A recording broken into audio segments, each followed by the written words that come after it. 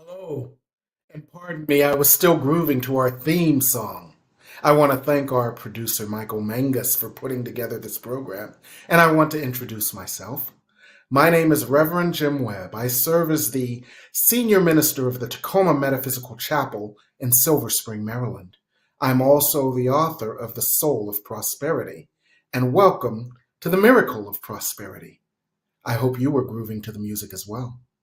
So my first question for you is, what type of prosperity do you desire?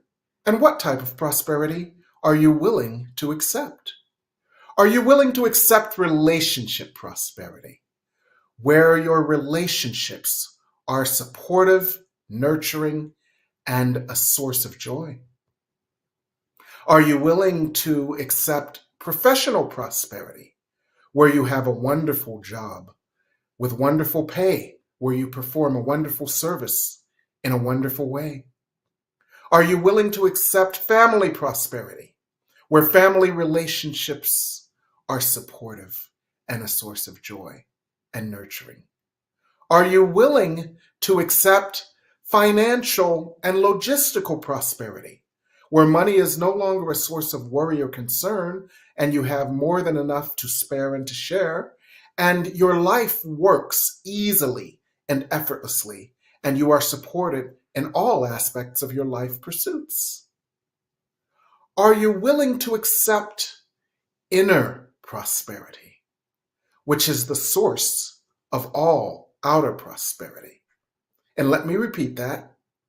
Are you willing to accept inner prosperity, which is the source of all outer prosperity? Well, if you are, then this is the place for you.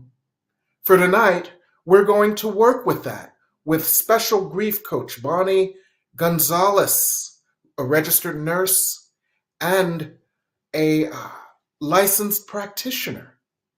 And the reason that we're going to work with Reverend Bonnie is as follows. In my recently begun Summer Prosperity Intensive, one of the new pieces of information that has been revealed is that one of the hidden blockages to our prosperity is often unconscious grief. We often are unconsciously grieving prior loss, and that energy of grief is inconsistent with the flow of love that would otherwise create prosperity. And in addition to that, it was revealed that unconscious grief creates an energy of fear, a fear that if we were to manifest what we desired, it would be taken away as well. So grief can be a significant blockage to the manifestation of the prosperity that we desire. This came out in my Summer Manifestation Intensive. So I thought it would be helpful to understand grief better and to understand good grief. You know, how many times have you used that phrase? Good grief. Good grief. Good grief. But we often use it as an exclamation without realizing that grief is good. Grief is an invitation to healing, and grief, as it is cleared, gives way to the flow of energy that would allow and support and manifest prosperity. So we are going to work with that this evening. And we have Reverend Bonnie Gonzalez, a registered nurse, a life coach, a practitioner of science of mind, who has had a great deal of experience with grief. Her website is thegriefdoula.com, and I hope I'm getting it right. And here we're going to meet her, and we're going to discuss good grief and how good grief can be a gateway to prosperity. So it's my honor and my pleasure and my joy to share with you a prosperity story. When it was revealed what an important role grief can play in allowing the prosperity process, I got an inspiration. I had the support that I needed from the universe in the form of this angel, Bonnie Gonzalez. And it came at just the right time. And everything came together to support that. So I want to introduce to you now, Bonnie Gonzalez. Hello, Reverend Webb. Thank you so much for having me on today. And I was going to say, and thank you even more so for elevating me to a reverend status, but I haven't received that yet. So it is done, right? It is done. Today, I'll be Bonnie Gonzalez, your licensed spiritual practitioner and your friend. So, yes. Thank you so much. Oh my gosh, I so appreciate your insight as to how grief can block so much. So you're my new best friend. You're my new best friend. You know, have you ever heard of love at first sight? Love at first bite? Oh, maybe that was a movie. Yes. Yes. Yes. Well, when we talked, I didn't know your face, but I knew your spirit. And it was love at first sight. Just like me and Pastor Michael, who is the producer of this show, when we met, there was that immediate recognition. There was that immediate camaraderie. There was that immediate connection. And I'm so glad that you are my miracle of prosperity, where you showed up at just the right time as the universe was revealing new information that was unique to you, and you play a unique role in helping us navigate the grief process. Yeah. So your website is the Grief Doula. So tell us a little about that, first of all. A grief doula? Yes. You've heard of the term birth doula. There's a death doula. I have even lately seen a divorce doula. And that is a doula. Yes, divorce doula. So we can go on with our doula-ing. But doula is someone that walks with you during an emotionally trying time. We think about childbirth. There's a doula who's there that's supporting you, saying, what do you need? Do you need water now? You want to sit up and take some deep breaths? Need to rest? Turn on your side. Let me rub your back. A death doula is there during that impending transition to say, let me hold your hand. What are your fears? What is it that I can do to allow peace to descend on you as you're making your transition? And Reverend Webb, I've been a nurse for a long time, seen so many people suffering so unnecessarily because of that inability to speak about grief. Even the ability to maybe, even if they're dying, to be able to say what it is, that anticipatory grief, like maybe I'm afraid, maybe I'm sorry to leave my family. But that's how it came about. And it makes so much sense, because when we look at our society, this is what happens. Based on my observations as a minister who's done hundreds of funerals, if not thousands in my day, probably more like hundreds, but several. This is what happens in our society. And this was my personal experience as well. Having lost a parent, you get 3 days of leave from your job. And then the world expects you to return to normal. People walk on eggshells around you. They don't know what to say. And they would rather have things be the way they were, because this is uncomfortable for everybody. This shift affects everybody. And you are forced by society to put on the face. And by being forced to put on the face, all of those energies, all those emotions. I call them the chutes and ladders as we go through all of the levels of grief back and forth. And we think, I thought I was in acceptance when we're still back in denial, or one day we're in acceptance and in the next hour we're back at denial and we're bargaining about something else, thinking, what if I had done this? What if I had done that? And we get to anger and rage again. And I thought I dealt with this anger and rage. And this journey takes longer than 3 days. Amen? Amen. Amen, brother. I do want to say, I love that you talked about that 3 days of bereavement leave. Yes. Because that leads so many people into the spiral of, okay, 3 days, I should be better. I got to get back to work.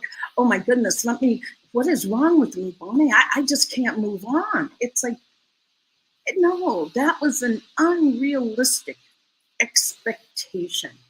Yes. I'll tell you a brief story. My sister's young, and about 4 years ago, she lost her husband. He was only 49, outside sunning himself, and just dropped it. That was it. That was it. Mm-hmm. She was given her 3 days of bereavement. Yeah. He died on a Saturday. They called her on a Monday to say, can you please just come in for this one meeting? Just one, you can leave as soon as the meeting is over. May I be a Brooklyn girl for a moment? Sure. Oh, no, they didn't. Oh, yes, they did. And she went. Oh. And this is what I want to say about her going. She went. She was, when grief happens like this, when grief happens, that first, you're just in shock. You're just in shock. You can't really even think and process, because 10% of the brain physically is being used, occupied, to help put to help bring this into to integrate it into your awareness, that the brain is really trying hard. So you are in shock. Oh. Lots of people can't get dressed. They can't even eat. I mean, your brain, it's a physical Thank you. going on. It's not just, oh, she's a weakling or whatever people say. But she went, and I'm saying that's because she was in such shock, not like I can't go. And here's what she said that happened, that she went, and she said as she was walking down the hall, she could see some people coming toward her and would see her and would purposely go the other way.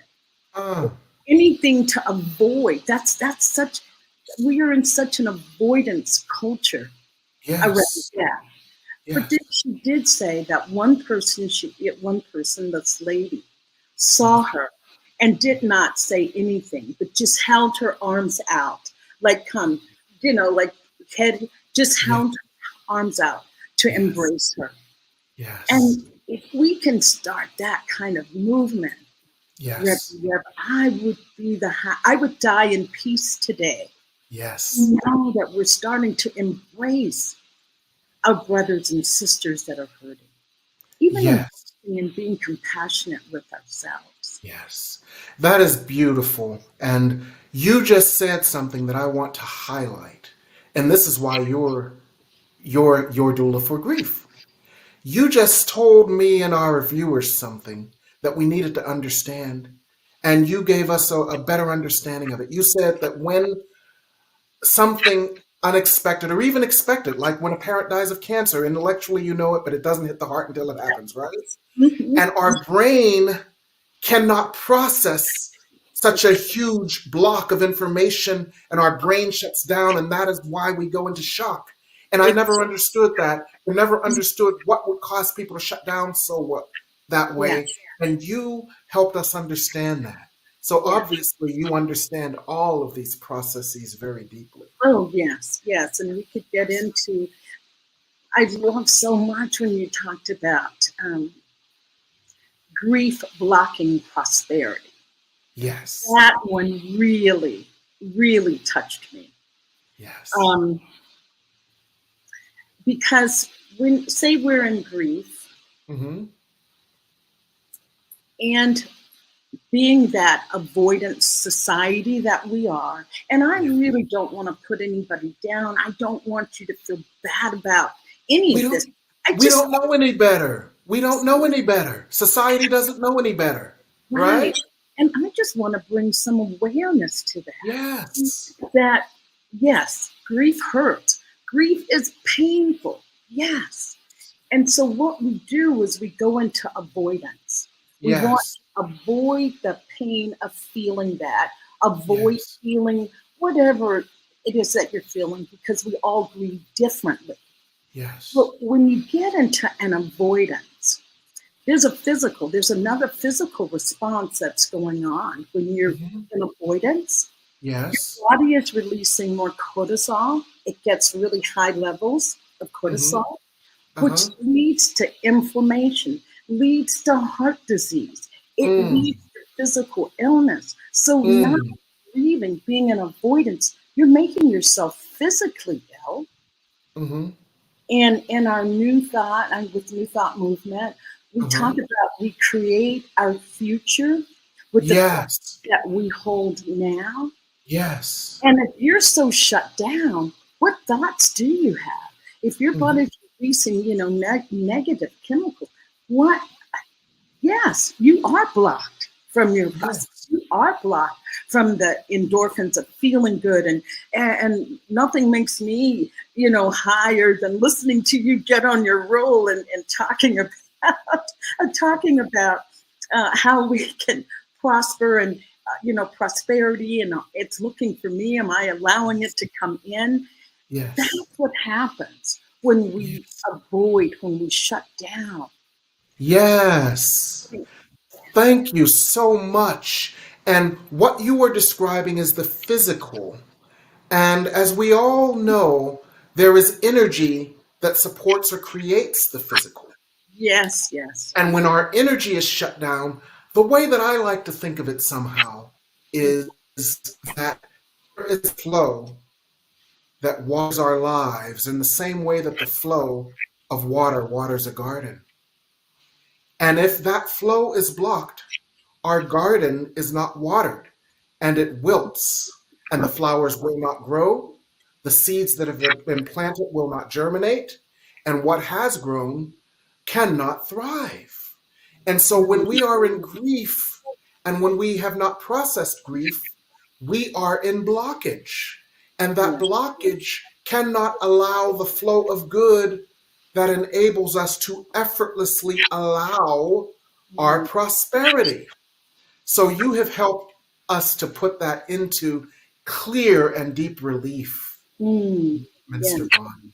I, yes. I did it again. I'm calling you out of your name, but you know what? You know what? Right. Spirit is calling us all higher. A Course in Miracles lesson 154 or 153 says, we are all among the ministers of God. And no Oh, matter what our title, our task is to bring forth the truth and the truth. And you bring forth the truth. So just like on The Wizard of Oz, I crown you minister. thank you. And my husband keeps saying that. He keeps saying, you're going to be a minister. Yep, you're going to be a minister. Yep, you're doing that. So He's not telling you anything you don't already know. Amen? I'll just let him know that you have seconded that motion. Yeah. Yes. Um, Yes. yes, I did want to just add, and as as we're moving along, that I love that expression. Grieving well leads to living well. To Tell me grieve some more well about that. is to live well. Tell us more. That intrigued me. Tell us Yes, more. when we have that community that allows us to be in whatever stage of grief there is, and somebody should just throw those stages out the window. It's like wherever you wake up, and that's where you are. That's where you are. That's your stage. There's no linear to that. Yeah. And do know that some days you can wake up numb. I do want people to know that you can be numb. Numbness is also a sign of grieving. Yes. But when you can be in community that accepts where you are Hmm. with your own grief, and Yes. when we accept our own grief and can be in compassion Yes. to ourselves, it is so easy, so easy to give that same compassion to our brothers and sisters.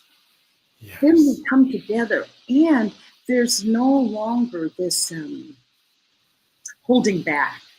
Conversations flow more smoothly. Conversations can be more in depth.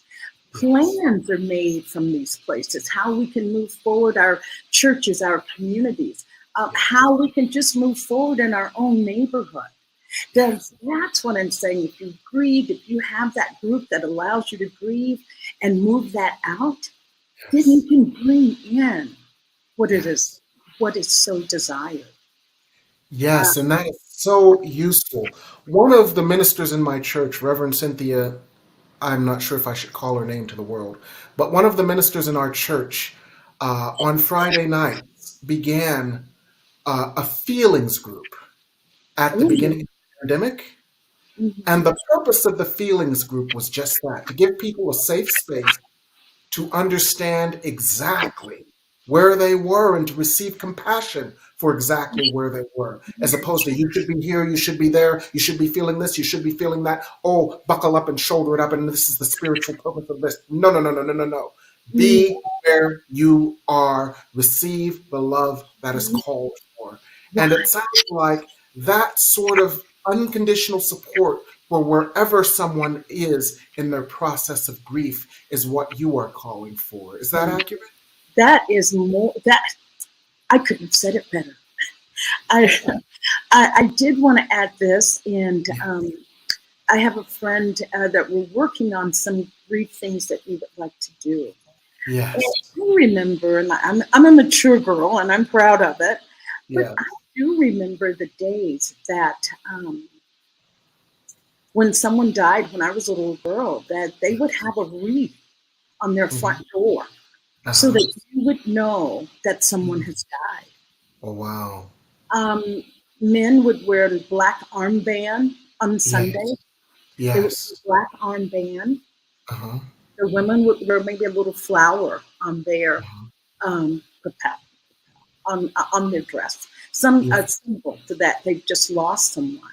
And I was talking with a friend that's of the Jewish faith, and she said what the women would do was rip a piece of cloth. You would rip a piece of cloth, and put that to your clothes. Yes. To show that there's been a rift in your family. Yes. And Reverend Webb, I thought if I could help bring that back. Yes. Just think about it. If you're walking down the street and you saw someone with this black armband, or with that ripped piece of fabric, or the flower that symbolized you've just lost someone, how would you treat them? How would you think, okay, well, maybe I'll be a little kinder, a little bit more tolerant of some of our behaviors that can become rough when we're grieving. And even if they're strangers, we would send them the love, light, energy, and compassion that experience calls for. And it would be a trigger for their healing and for ours. And that is what we're here to do. And so what I want to do after our break is I want for us to look at how we can move through the grief process and re-allow the flow for prosperity. And so we're going to take a little break now that we understand the need for a grieving process, the environment that enables us to move through a grief process. And when we come back, we're going to talk about moving through a grief process in order to enable the prosperity that grief could block. So we're going to go for a break right now, and then we'll be right back on the New Thought Media Network. New Thought Media Network is on the rise. We're looking to grow with you. Do you have technical media experience or perhaps a desire to learn? Are you willing to volunteer your precious time and attention? We share this message to benefit all. If you possess a computer with a camera and a microphone, we will share our knowledge with you. Behind the scenes or being the star, let us bless our one. contact us at info@ntmedia.org.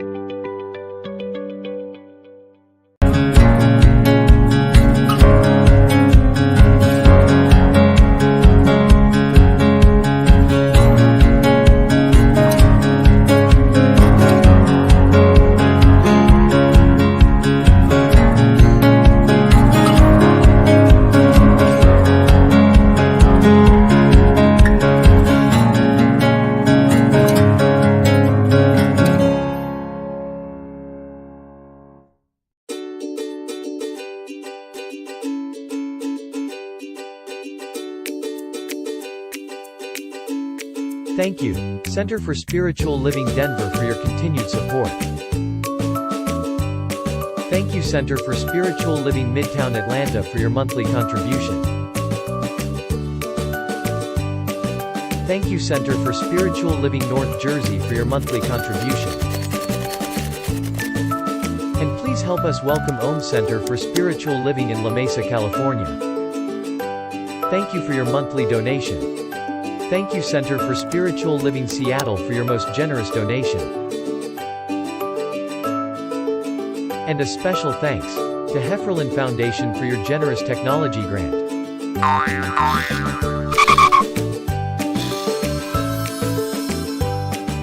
And Suze Ajit, thank you for your very generous donation.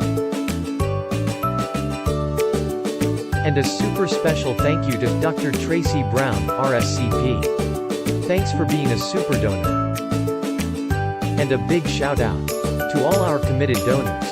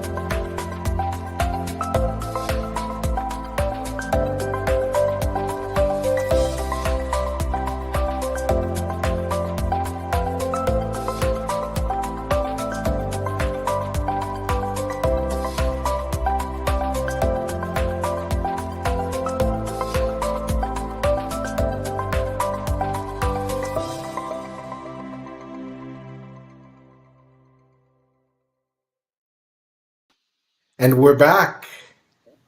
I want to thank Diego for that intro music, because every time I hear it, it raises my vibration and readies me for the next step in our journey to prosperity.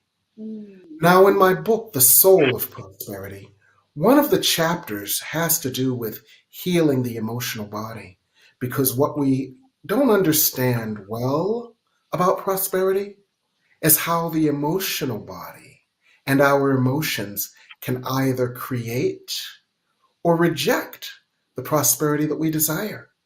When we are in the flow and the oneness of love, that oneness and that flow supports an abundant creation. When we are in blockage due to emotional blockage, it inhibits it. And grief is one of the key emotions that would block that flow. So in one of the chapters of my book, we do a whole chapter on this process of emotional release, where we, first of all, legitimize emotional release, where our society has shunned it as disruptive. And we understand anthropologically why we have learned to turn off our emotions as opposed to letting them flow so that we can flow to the next level. There are ways to do that release and spiritual work that we can do as a part of that release work to invoke, invite, and allow grace into those places where our hearts have been broken. and to allow peace in those places where we have been in conflict, and to allow joy in those places where there has been grief. And this process, as an integral part of our spiritual practice, helps us to transform grief into grace. And I did it again, Reverend Bonnie. Hey, I'm Reverend Bonnie. I stated it 3 times. I'm speaking it into existence. Amen? Yes, just for Reverend Bonnie, you see, and oh, this is so fascinating. This is so fascinating. And this is the universe. For example, when my mother died, the receptionist at one of our sister churches, her name was Gail Webb. And I shouldn't have called her name to the world. But I was able to continue saying to someone, "Hi, Mrs. Webb. Hi, Mrs. Webb," and that gave my heart. Well, our community lost a beautiful, beloved Reverend Bonnie, and so as I can call you Reverend Bonnie, it reminds me that there is no loss, because the same love I had for Reverend Bonnie and still have for her, I have for you. And you give me an opportunity to express that love, Reverend Bonnie. So I'm speaking it into existence yet again. I'm accepting that. I'm accepting that. What is it? The person may die, but the love never dies. Amen. It only grows stronger.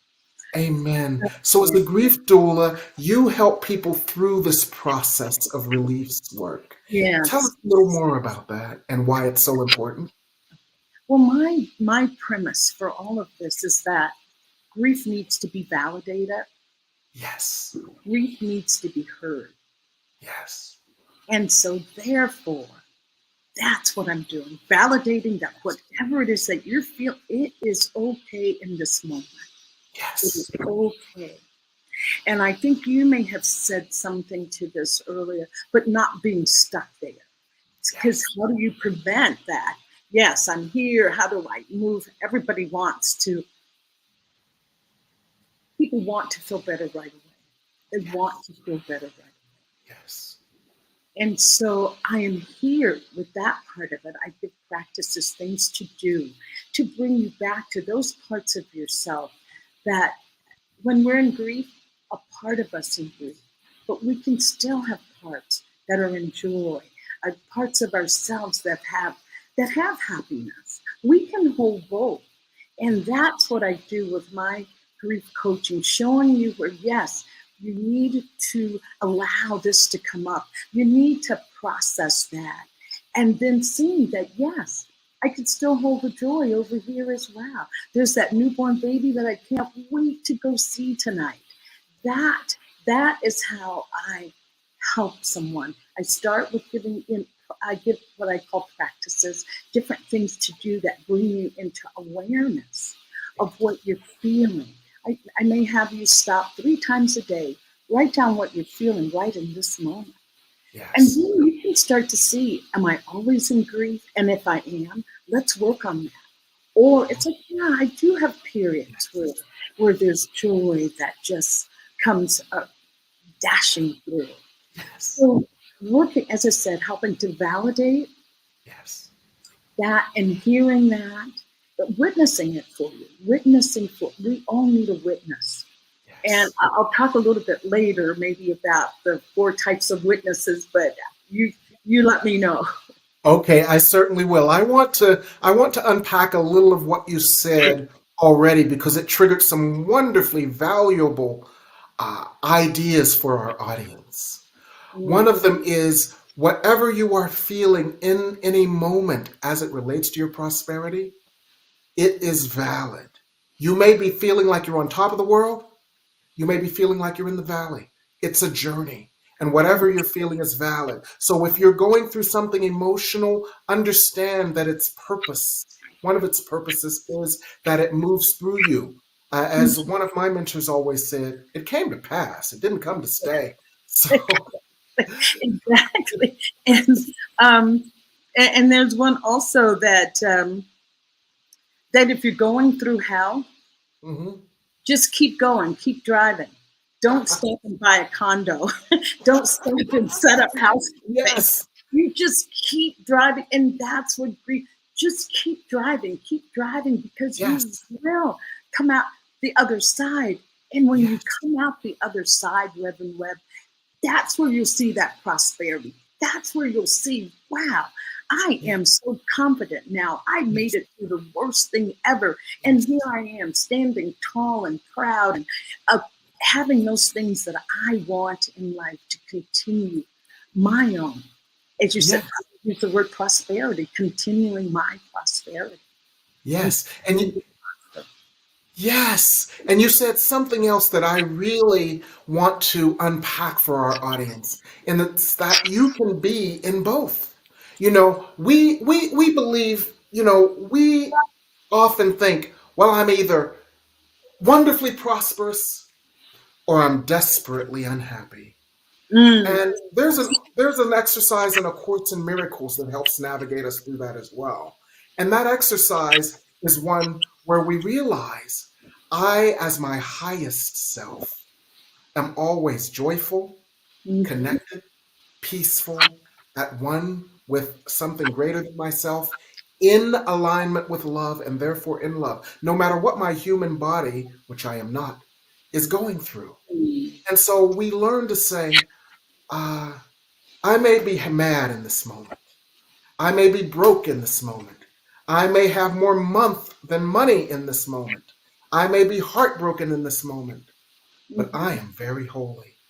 And that exercise helps us to realize that no matter what we're going through, we already have and are the prosperity that we desire, despite it not manifesting in the ways that we would like in the moment. And what you said and your exercise of noting where you are at any time was reminiscent of that, because it said, okay, I'm wonderfully excited about going to see this new baby tonight, and I can be wonderfully excited about this new life, even if I'm in grief about life or a job or a relationship or any state of being that has been lost. And one of the very interesting things that I found as well is that you can even grieve something you've left if you've left something better. When I sold a brownstone when I sold a brownstone at an incredible profit and moved to a new house that was bigger and better and even in a better neighborhood, I grieved my brownstone because I had gutted that thing from top to bottom. And even though I was in something bigger and better and where I'd always wanted to be, I grieved the loss of the brownstone. So the point of that is we can even grieve something if we've moved to something better. Yes. But the point of all of this is that you have your good in plain sight, even if you are moving through something. And do not let what you are experiencing in the moment obscure the truth that underlies it all. That there is a force and a source for good. That force and source for good is at one with you, and you are at one with it. And it will lift you and guide you and heal you and support you, no matter what you are going through, and it will bring you through. Yes. And that's why grief is good, because there's this force that helps bring us through it. So tell us a little bit more about that, Reverend Bonnie. And it's a habit now. I did it once, it was a mistake. I did it twice, and it was a verbal tick. I did it 3 times, and it was a declaration and an affirmation. I did it 4 times, and it's a habit. Well, you know what? I am Reverend Bonnie today. If somebody calls me anything else, I'm not answering. I just wanted to dovetail just on a little bit of something that you just said about being able to hold both grief and being in joy. And I learned the practice when I was doing my life coach training of getting in the habit of saying, a part of me is enraged. Yes. A part of me is feeling broken. A part of me that I am broken.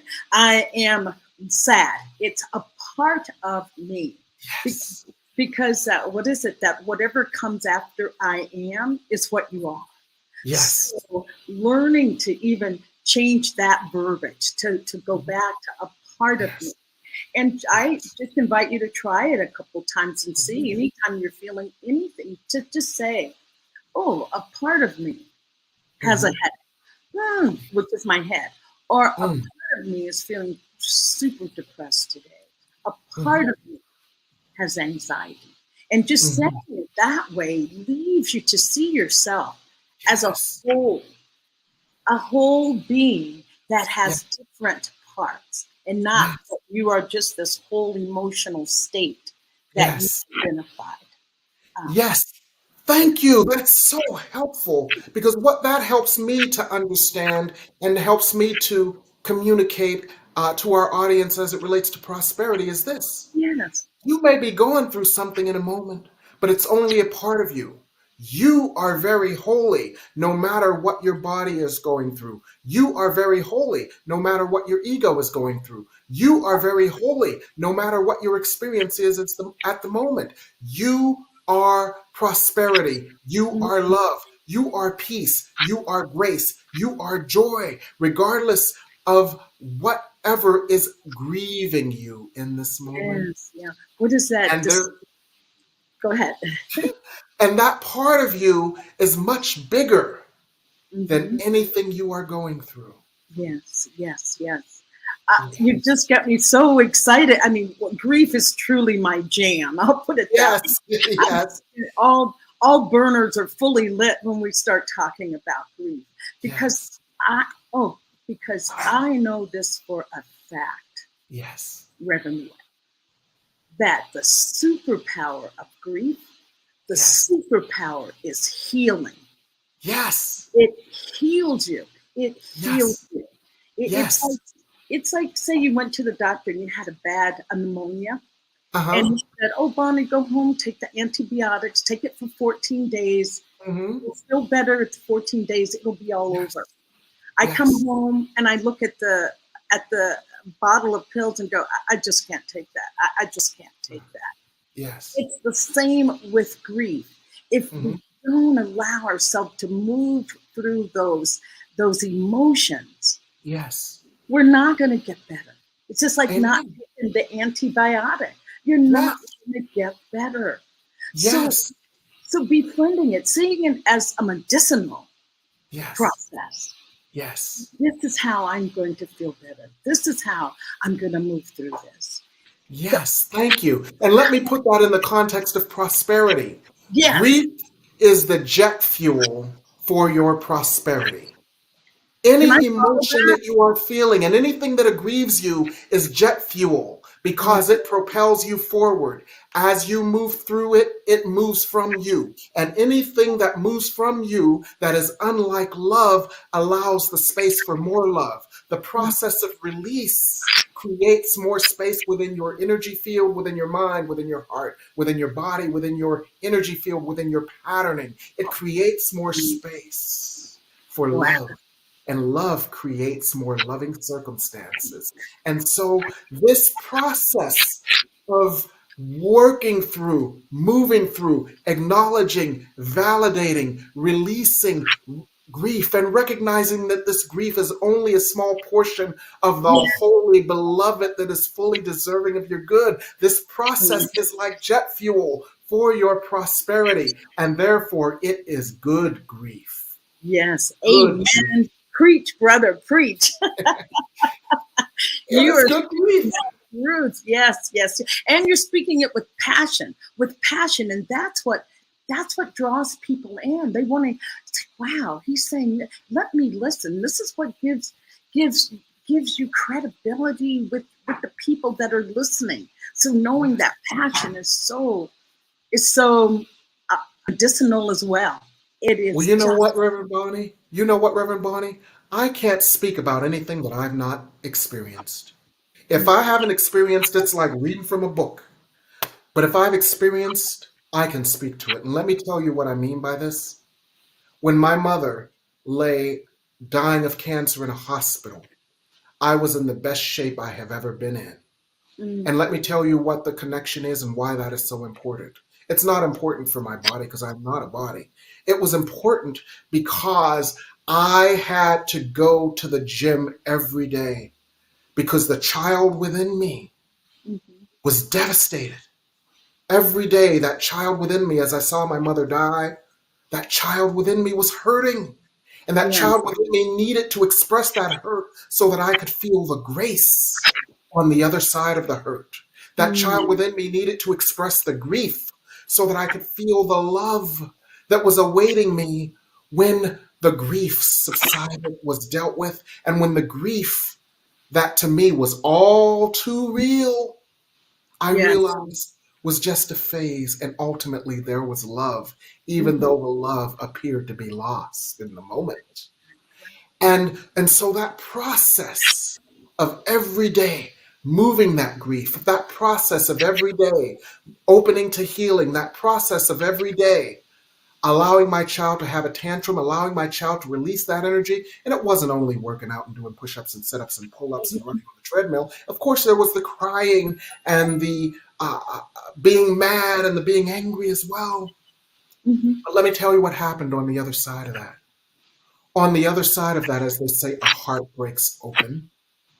Yes. And on the other side of that, it opened my heart to a love that, at the risk of sounding like Stephanie Mills, I never knew love like this before, 'cause I'm lonely nevermore. It opened my heart to an amazing love that I had not known before, coming directly from the source. And regardless of if a human symbol of that love in the form of my mother was no longer there, it made a deep, deep, deep connection with the love that was infinite, powerful, compassionate, beautiful, healing, sustaining, supportive, and so real. Yes. And that after that, God's love was not just an esoteric theory. Oneness with God was not an esoteric theory. Oneness with God was experiential reality. And our task, and grief moves us through that process of it being an esoteric theory to being an experiential reality. And when we know God's love in that way, and we allow God's love to move through us in that way, we become God's love. We embody God's love. God's love is a part of us, and God's love then creates loving circumstances in our lives. And that's why grief is a jet fuel for our prosperity. And that's why grief is good. I am going to use the jet fuel. I really like that. So when you hear that being said by me, you'll know that I've asked permission and received it. Yes. I don't know if we have time, but I'd like to read something. And do we have time? It's maybe 2 paragraphs. And yes. I just want to read this. This has spoken to me, and hopefully it will speak with it will resonate with the listeners as well. Yes. It says grief may be the greatest healing experience of a lifetime. Yes. It's certainly one of the hottest fires we will encounter. It penetrates the heart layers of our self-protection, plunges us into the sadness, fear, and despair we have tried so hard to avoid. Grief is unpredictable, uncontrollable. There are no shortcuts around grief. The only way is right through the middle. Some may say time heals, but that's a half-truth. Time alone doesn't heal. Time and attention heal. In grief, we access parts of ourselves that were somehow unavailable to us in the past. With awareness, the journey through grief becomes a path to wholeness. Grief can lead us to a profound understanding that reaches beyond our individual loss. It opens us to the most central truth of our lives, the truth of impermanence, the causes of suffering, and the illusion of separateness. When we meet these experiences with mercy, awareness, and grace, we begin to appreciate that we are more than grief. We are what the grief is moving through. In the end, we may still fear death, but we don't fear living nearly as much. In surrendering to our grief, we have learned to give ourselves over more fully to life, and that's by mindful action. And I just, you spoke so eloquently to that when you talked about after your mother dying and working and just being in that beautiful state of really awareness afterwards, after moving through your grief, the awareness of love and its, you know, in its enormity, in its power. And I just, beautiful. And thank you for sharing that. Thank you for sharing that. You're absolutely welcome, and thank you for sharing that poem. Part of the Buddhist tradition of understanding impermanence, and therefore, when we understand that all things are impermanent, we can let go knowing that, as we say in prosperity parlance, this or something better. And let me share with you what that means. One day I came home from the office while my mother lay dying, and people didn't know that I was back in town because she was in Pittsburgh and I was in D.C. And so I'm back in town. I'm back in my house feeling guilty and sad because I've got to be there and here and she's up there. And so I didn't have, tells you how long ago it was. I unplugged the Codaphone or whatever, or unplugged the phone so the ringer wouldn't ring. I sat down in my office, my prayer space, my chair, and I did my emotional release work. And when I finished with my emotional release work, I realized that I had 7 messages, all from matronly women who didn't know that I was home, but they all called and said essentially the same thing. I'm just thinking about you. I love you. And what that told me was that love never dies. You may be grieving, but the love that you need, the love that you desire, the love from the mother energy is still yours and will always be yours. And that helped to open my heart. Beautiful. And that can help us all to realize that grief is good. And any emotion that we're feeling is good, for it is a process of releasing and healing and opening us to more prosperity. So I want to thank you, Reverend Bonnie. Now, I have to confess to our audience that this is pre-recorded, but what you hear going off is my text message notification, because I did ask a few friends to call in, to text in some questions. So we're going to go to break. And once we come back from break, I'm going to answer some questions that have come in as it relates to grief. But for now, Reverend Bonnie, what are you up to these days? Oh, goodness. I am continuing my show on Mondays at 1 p.m. Mountain Time, Your Doula for Grief. I am formulating, it's going to happen in the fall. I am going to have what's called a morning retreat spa. MOURNING. It's going to be here in Mexico, but a morning spa, a place to come to a retreat to help you continue to move through this grief and embracing it and making it a friend. And so that's what I'm doing. I'm also soul collage facilitator, and I'm enjoying life here in Mexico. Beautiful. You are going to be doing these morning spas regularly. And you are going to be drawing people from around the world who have no other place for a safe space to process their grief. Thank you, Reverend Bonnie. You've spoken that into existence. Thank you. Yes. And so we are going to go to break right now. Thank you for joining us. We'll be right back on the New Thought Media Network.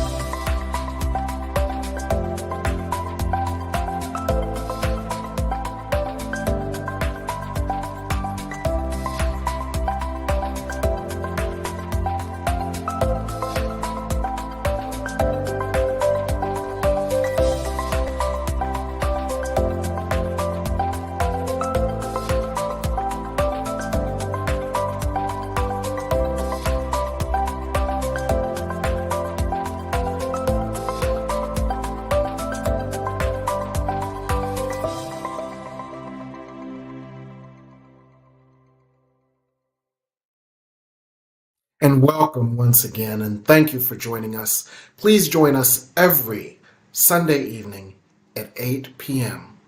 for the Miracle of Prosperity. We have about 1 minute left, so I'll briefly answer one question. One of the questions that we received already was about a person who feels a little self-indulgent when they give themselves the luxury of time of grieving.